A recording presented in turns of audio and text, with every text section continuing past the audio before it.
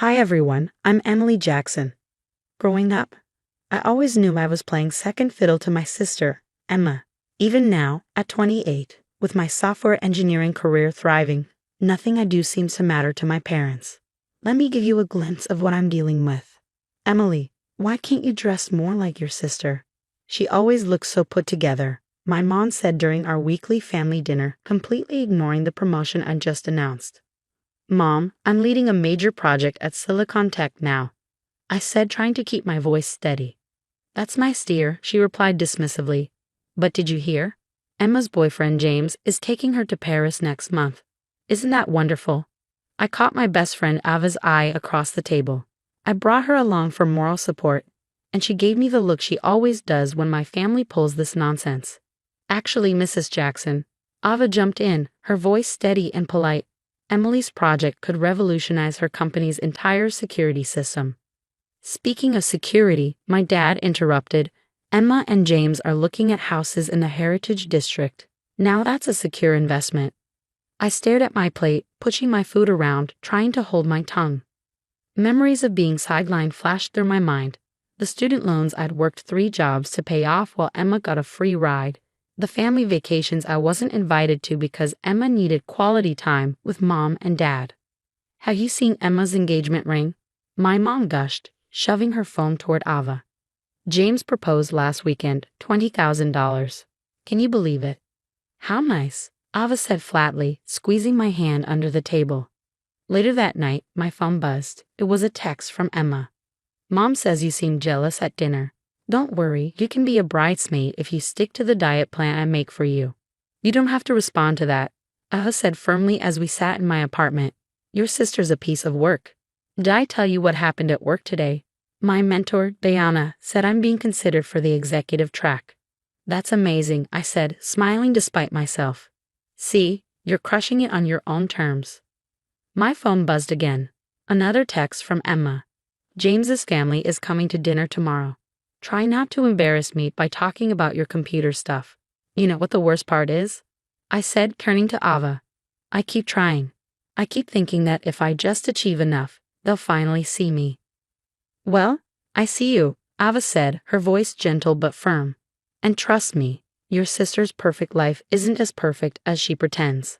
I had no idea then how right Ava was, or how much everything was about to implode. The wedding preparations were just beginning, setting off a chain of events that would expose every lie my family had built Emma's golden pedestal on. A few weeks later, the big day arrived, and I found myself sitting in the back row of Emma's wedding reception. Yes, you heard that right. The back row. Not the bridal party, not even the family section. Just shoved into a corner like some distant acquaintance. Can you believe she set you back here? Ava whispered, adjusting her dress. Her own sister. Honestly, I can. I watched Emma twirl in her designer gown, our parents beaming beside her. Everything was going exactly as expected until a server placed a fancy envelope next to my plate. Thinking it was part of the wedding favors, I opened it and froze. Is this some kind of joke? I asked, staring at the bill inside. $200 for my plate, along with a handwritten note. We expect payment before you leave. Let me see that, Ava said, snatching the paper. Her face turned crimson as she read it. Oh hell no, she pulled out her phone and began recording discreetly. Emily dear, my mother's syrupy voice interrupted as she approached our table. Did you get the envelope?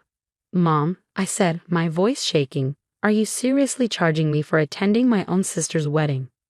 Well, sweetie, Emma thought it was only fair since you didn't contribute to the wedding expenses, she said smoothly. Unlike James's family, who've been so generous.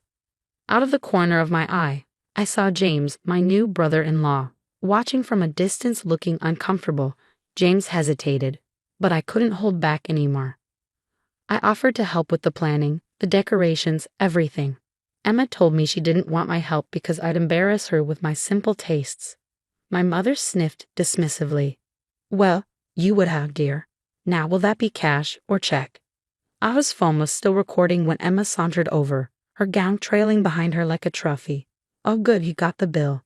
Just trying to teach my little sister about financial responsibility. Not all of us can waste our lives playing with computers. Playing with computers? I'm a senior software engineer. I snapped. I make six figures. Then paying shouldn't be a problem, Emma smirked. Consider it your wedding gift since you clearly couldn't afford anything from my registry. That's when James stepped in, his voice low but firm. Emma, we talked about this. This isn't right. Stay out of it, James, she hissed. This is family business. My hands trembled as I reached for my purse and pulled out my checkbook. You want your money? Fine. My voice was tight as I scribbled on the check. Here's your $200. Consider it the last thing you'll ever get from me. Don't be dramatic, Emily, my dad said, appearing suddenly. Your sister just got married. Can't you think about someone besides yourself for once? I handed the check over, stood up, and walked out. Behind me, Emma's shrill voice pierced the air. See, she always has to make everything about herself. What none of them knew was that this bill wasn't just a bill, it was the final straw, and thanks to Ava's quick thinking, we had proof of everything. 2 months after the wedding disaster, I sat in Diana's office at Silicon Tech, staring at an opportunity that could change everything. Seattle needs a strong leader, Emily, Diana said. The position comes with double your current salary and full team control. Just as my excitement began to bubble, my phone buzzed. Another text from Emma. Need to talk ASAP. Financial emergency. I ignored it, focusing on Diana. When would I need to decide? By Friday, she said. Then she hesitated. But Emily, there's something else. A client flagged irregular transactions from Jackson Family Enterprises, your parents' business. I froze. Irregular transactions. Later that day, Ava burst into my office, her face flushed with urgency. Emily, you're not going to believe this. Your parents' company. They've been running 2 sets of books. Emma's been using the business accounts like her personal piggy bank. My stomach dropped. How do you know this? James called me. He found gambling receipts, hundreds of thousands. Emily, she's been forging your dad's signature. My phone rang. Emma again. This time I answered, putting her on speaker. Emily, I need $50,000, she said, her voice shaky. I know you have savings. It's just a loan. Things with James are tight right now. Excuse me? I said, my voice cold. You mean because you're gambling away his money too? Dead silence. Then a panicked whisper. How did you? Who told you? Does it matter? I replied. The answer is no. I'm your sister, she cried. After everything Mom and Dad did for you. Did for me, I snapped. You mean charging me for your wedding? Making me pay back every penny of college while they funded your shopping sprees. Because you're the strong one. Emma's voice cracked. You can handle it. I'm not built for struggling. Ava's still recording, finally spoke up. You built your entire life on making Emily struggle instead. Is that Ava? Are you recording this? Emily, tell your little spy toe. I hung up. Minutes later, my mother called. Your sister is crying, she said, her tone scolding. How dare you refuse to help family? Like you helped me, Mom. I said, my voice icy. Should I send you a bill for this phone call? Don't be bitter, Emily. We heard about your promotion. Seattle branch, right? You can't abandon your family now. Emma needs you.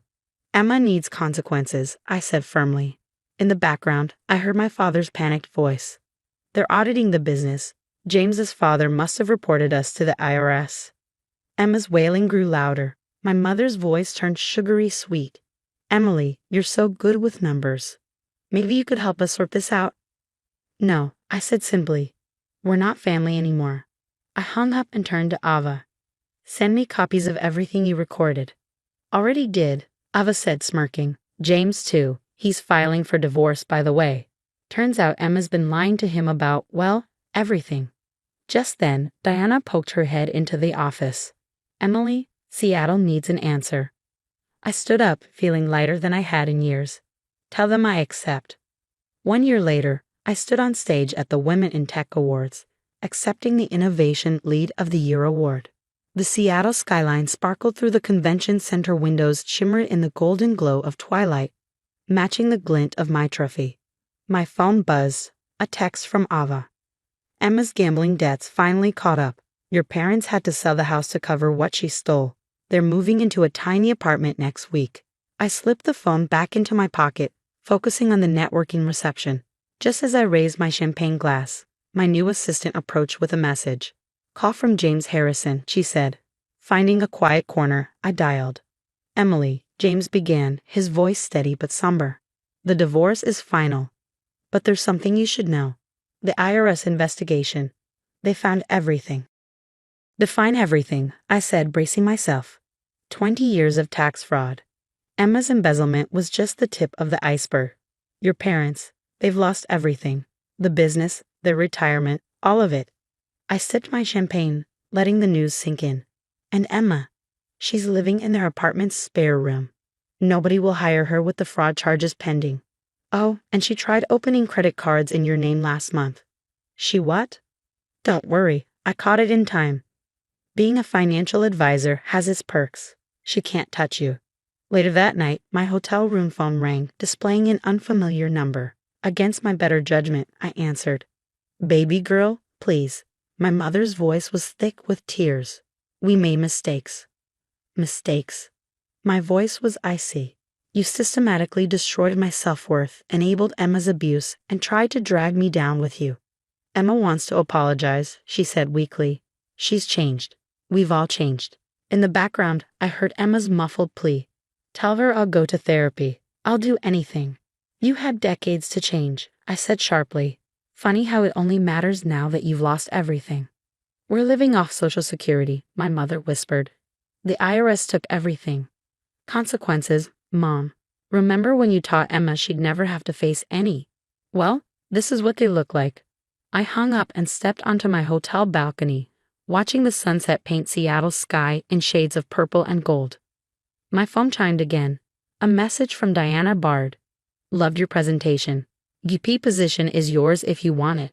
Another text popped up, this time from Ava. Your old house just sold. Guess who bought it? James's private investment firm. They're turning it into a women's shelter. I smiled, remembering Emma's sneers about my little computer job. Now I was making 7 figures, driving a Tesla to my corner office, while she filled out job applications at fast food joints.